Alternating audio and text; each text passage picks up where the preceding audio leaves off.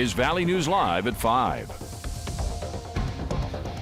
Tonight we are investigating dash cam video that was sent to our newsroom this afternoon. Take a look at this video. A Valley News Live viewer says this video was taken just before 3 yesterday afternoon on Highway 2 near the Village Green Golf Course in Moorhead. As you can see, a school bus drives into oncoming traffic to try to get around a tractor. You can see the driver having to slow down and slam on the horn. The Moorhead School District says in a statement that the bus is owned and operated by one of their contracted companies and that the driver passed the tractor in a no passing zone. The school district also says they have asked for the contractor to take immediate action to make sure this never happens again. The bus company, Richards Transportation Service, says they are aware of the situation. Right now, we are not sure if there were any children on the bus at the time. Coming up tonight on Valley News Live at 9 and 10, hear from the man who had to swerve to avoid hitting the school bus.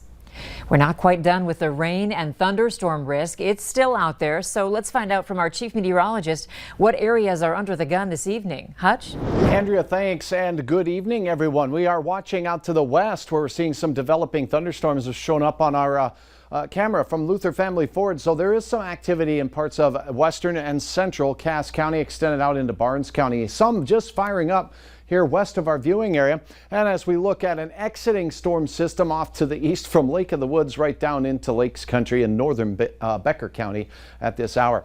These are moving to the north and east at about 16 miles per hour, so not very fast. So if you're lucky enough to have these move overhead, there'll be some beneficial moisture falling out of them right now. Only smallish hail potential from these cells. A little bit of lightning moving through Castleton right now, and again we'll be passing to the north and east. Some development pushing through and near you in Pelican Rapids, and we do have from Bagley down into Nadawash some thunderstorm activity persisting in this area. This extends all the way up near the Lake of the Woods area, so we'll continue to monitor these. There is the risk for some marginal hail that could become severe. We're talking up to about 1 inch in diameter as we go through the evening. These cells here will be pushing into northern parts of the Beltrami County area and the lakes area, the Red Lake, Lower Red Lake, Upper Red Lake, all the way to Lake of the Woods, seeing showers. Minnesota activity is going to be out of here pretty quick. The rest of the evening, we're expecting storms along and south of Interstate 94 to have a little bit of lightning in them, so that'll be the area of concern that we focus on. In your evening planner, it looks very quiet for now in the Devil's Lake Basin this evening. We'll have details in your hour-by-hour forecast on how much rain we got and how much more we can expect heading into the weekend and beyond in a minute. Okay, thanks, Hutch. The Fargo woman accused of killing a family friend's toddler last year is taking her case to trial. Brandy Adelke is charged with murder and child abuse in the death of 15-month-old Mika. Court documents say she left Mika alone while she was taking a bath, and the toddler went underwater for an unknown amount of time. Adelke also admitted to pinching and slapping the child's face to get her to wake up. The trial is set to start on July 7th. Funeral arrangements are now set for Lieutenant Gustafson, who died of a heart attack while on duty earlier this week. West Fargo Police Chief Dennis Otterness says the funeral will be held next week. Chief Otterness says their staff have been receiving support from other departments while they deal with the tragedy. We've got a very strong chaplains unit that have been providing counseling services to our officers, in addition to the peer support group that Chief Zabalski and the Fargo Police Department has provided. They've been actively involved in assisting our officers in our department. The funeral is set for 1 o'clock next Wednesday afternoon at Northview Church. There will be limited seating available for the public, and the service will be streamed online.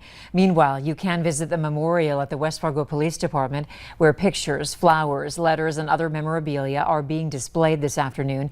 One man stood outside of the police department today holding a sign in honor of Lieutenant Adam Gustafson, who died while he was on duty.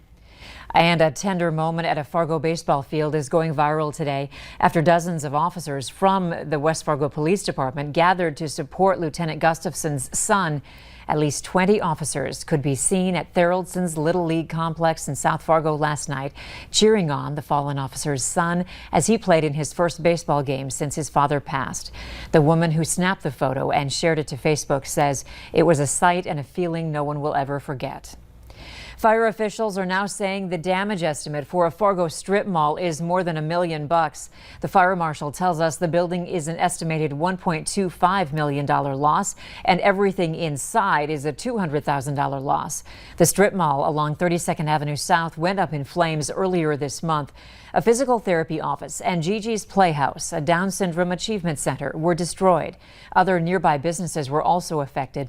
Since then, BodyWorks Physical Therapy moved to a temporary location, and Gigi's Playhouse is hoping to raise $3.5 million for a new building. Fargo City officials are looking for input from the public on what to do with the former Mid-America Steel site that was set on fire twice this past year. Fargo's Planning and Development Department is having an open house on the topic right now. This all stems from recent fires at the building along 2nd Street North and NP Avenue. An 18-year-old and a few juveniles are facing charges in connection with those separate incidents. A second open house will happen in June. A Fargo man is behind bars after police say he assaulted his ex-girlfriend, slashed her tires, and prevented her from calling for help. Kiri Hill is charged with aggravated assault and felonious restraint, among other charges. Police responded to the assault report just before midnight on May 15th. Court documents say Hill also kept her in a bathroom against her will for half an hour and threatened to kill her. He also has another open case in Cass County Court for allegedly hitting and killing a girlfriend's small dog last month. A judge has sentenced a Delaware man to 6 months in the Cass County Jail for his role in the violent protests that hit downtown Fargo after George Floyd's death. Khalif McLean pleaded guilty to conspiracy to commit criminal mischief. He was ordered to pay $1,500 for damages and serve 1 year of probation. Prosecutors say McLean threw rocks at the police line on May 30th of last year, forced his way into a restaurant with other people, and tried to open a cash register that had already been emptied. Prosecutors are looking to level one more charge against the 3 former Minneapolis police officers accused in George Floyd's death. Thomas Lane, Jay King, and Tu Tao are already charged with aiding and abetting both second-degree murder and manslaughter. Prosecutors want to add a new count of aiding and abetting third-degree murder. Attorneys for the men argue it's impossible for someone to aid and abet in third-degree murder because that is an unintentional act and relies on a defendant's reckless state of mind. But aiding and abetting must be intentional. A Minnesota man is now accused of killing his wife in St. Paul more than 10 years ago. Nick Furcus faces a second-degree murder charge in connection with the 2010 death of 25-year-old Heidi Furcus.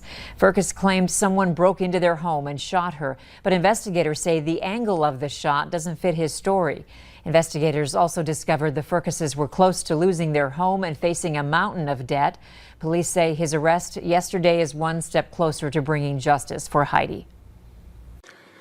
Heidi was a young woman, just beginning her life with so much promise, so much possibility, so much to live for.